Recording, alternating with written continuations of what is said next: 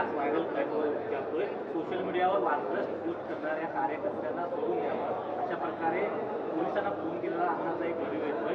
त्यामध्ये म्हणतोय की बाप तुमचा बसला इकडे तुम्हाला सोडून बीडचा बाप मीच आहे, बीडचा बाप मीच आहे असं त्यांनी म्हटलं. हे बघा, मी या क्लिपच्या संदर्भामध्ये माझं असं मत आहे की तुम्हाला या क्लिपचा सिरियसनेस माहीत नाही, पण मला माहिती. ही क्लिप पुढची 10-15 दिवस चालणार आहे.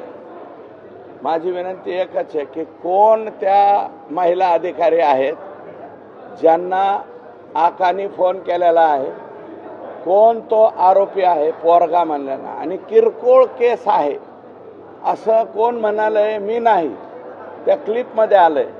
तर आकांनी हा फोन कोणत्या महिला अधिकाऱ्याला केलेला आहे, हे प्रकरण काय आहे आणि हे काय झालेलं आहे हे जरा मीडियानेच बाहेर आणावं आणि त्याच्यावरती मी नंतर उत्तर देईन. माझ्याकडं भरपूर माहिती आहे या क्लिपच्या संदर्भात, परंतु मी याचं उत्तर आज देणार नाही. तुम्ही माझी अपेक्षा अशी आहे, ही मुंबईची मीडिया आहे, मंत्रालयाची मीडिया म्हणजे संपूर्ण राज्याची मीडिया आहे. तुमचे प्रत्येक जिल्ह्यामध्ये प्रतिनिधी आहेत. तुमच्या जिल्ह्याच्या प्रतिनिधींना पाठवा. ते 87 का 77 नंबरचे ते महिला अधिकारी कोण, त्यांनी स्पीकर ऑन कसा काय केलाय, कुणाच्या समोर कुणाला बोललंय, किरकोळ प्रकरण आहे सोडून दे. हे प्रकरण काय आहे काय नाही आहे हे सर्व मीडियानी उद्याच्याला परवाच्याला म्हणजे उद्यापर्यंत सुद्धा मीडियाचा शोध मला वाटतं खूप स्ट्रॉंग असतो. मीडियाने जाऊन चौकशी करावी आणि त्याच्यानंतर मी उत्तर देईन. मी एकच बोलतो की हे 15 दिवस चालणार आहे ही क्लिप. फक्त एवढी लक्षात ठेवा, तुम्ही डिलीट करू नका. कृष्णा आंधळे आहे तो अद्यापही फरार आहे, कसं बघता याकडे? हे मी पोलिसांची माहिती घेतली कृष्णाच्या बाबतीत. तो कृष्णा आंधळे, तर हे अतिशय गरीब घरातला हा मुलगा आहे. 5 का 7 पत्र्याचं घर आहे आणि संभाजीनगरला हा शिकायला होता पोलीस दलामध्ये जाण्याची तयारी करण्यासाठी. परंतु यापूर्वी त्याच्या हातून काही गुन्हे घडलेले आहेत, गुन्हेगार आहे, आणि तो त्याला आईबद्दल प्रेम नाही, म्हणजे पोलिसांनी सांगितलं बरं, आई वडिलाबद्दल प्रेम नाही, कुटुंबाबद्दल कुठलीही आशा नाही, आणि ते असाच यापूर्वी काही प्रकरणामध्ये बराच कालावधी गायब राहिलेला आहे. पण तो गायब राहावा असं मला काय वाटत नाही. माननीय मुख्यमंत्र्यावरती आणि SIT वरती आमचा विश्वास आहे. तो राहिलेलं कोकरू बाळ सुद्धा लवकरात लवकर ताब्यात येईल.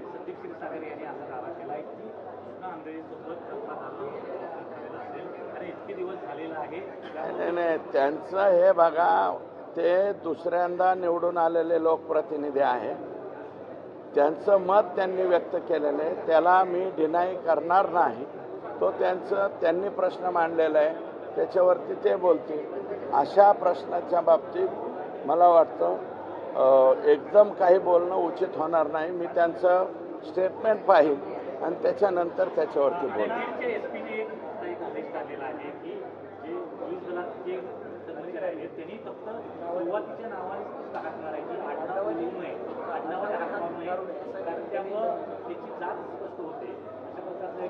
कुठं नगरच्या का बीडच्या नवीन SP आहेत. कारण मी आधीपासून म्हणतोय ही पाळी आमच्या बीड जिल्ह्यावर का आली की बिंदू नामावलीची वास्तुशांती वाटोळ बीड जिल्ह्यामध्ये झालेलं आहे. मी 100 वेळा सांगतोय ना. मग आपण, मला वाटतं शोध मोहीम मीडियावाल्याने करावी, बिंदू नामावलीचं वाटोळ काय झालंय ते आणि का झालंय, कुणामुळं झालंय ह्याचंही जरा थोडंसं बघा. आज SP वरती ही पाळी आली, उद्या कलेक्टर वरती येईल, जिल्हा परिषदेच्या CO वरती येईल, इरिगेशनच्या बाबतीमध्ये येईल, सगळ्याच अधिकाऱ्यांच्या वरती ही पाळी येणार आहे. सौरभ नावाच्या व्यक्तीचा मृत्यू संदर्भातली आकाशी निधन झाल्याची बातमी आलेली आहे. काय नेमकं प्रकरण आहे? सौरभ, मला वाटतं भोंडवे नावाची केस आहे. त्या केसमध्ये काही तथ्य आहे. हे कुटुंबाच्या बाजूने मी स्वतः सुद्धा गेलो होतो. मीडियाचं इंटरेस्ट नाही दिसत त्याच्यामुळं मग तुम्हीच बडबड करताय. कोण बडबड करतंय हे? हे बघा, सौरभ भोंडवे नावाचा मला वाटतं तो मुलगा आहे, त्याचे वडील माझ्याकडे आलते.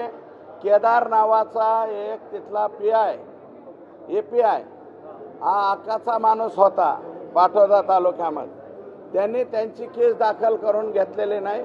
माझ्याकडे आत्ता परत आलते. मी स्वतः SP-कडे त्यांना पाठवलं होतं आणि आता PIला त्याची केस त्या ठिकाणी घ्यायला लावलेली आहे.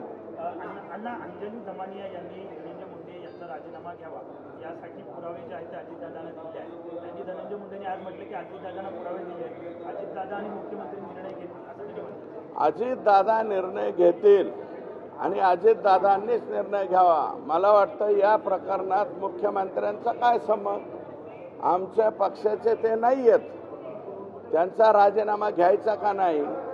त्यांच्या पक्षाचेच आमदार म्हणतात प्रकाश सोळंके व इतर सर्व की यांचा राजीनामा घेतला पाहिजे, पण तो राजीनामा अजितदादा घेत नाहीत. अजितदादांनी घ्यायचा का नाही हा अजितदादांचा प्रश्न आहे. आमचं जरा लांबचं नातं आहे ना, आम्ही भाजपवाले आहोत.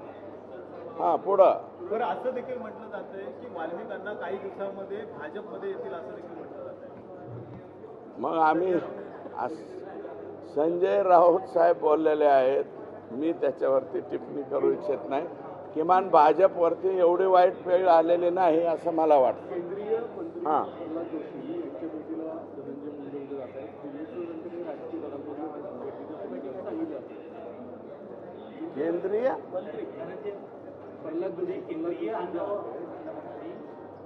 प्रल्हाद जोशी साहेब यांच्या भेटीच्या निमित्तानं धनंजय मुंडे दिल्लीत जात आहेत. त्याच दरम्यान दिल्लीतले काही पदाधिकारी भाजपाच्या नेत्यांना ज्येष्ठांना भेटतात असं सांगितलं जातं. आता सुरेंद्र सेनची जी अहो, मला राज्यापुरतंच माहिती हो.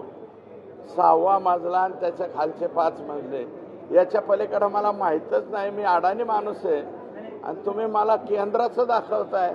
मला वाटतं केंद्रापर्यंत नेऊ नका. मी गरीब माणूस आहे आणि माझं एक मत आहे त्याची. मला केंद्रीय काय म्हणले प्रल्हाद जोशी, धनंजय मुंडे त्यांची भेट घेणार आहेत. त्या दरम्यान काही राजकीय भेटी होतील अशी माहिती समोर येते.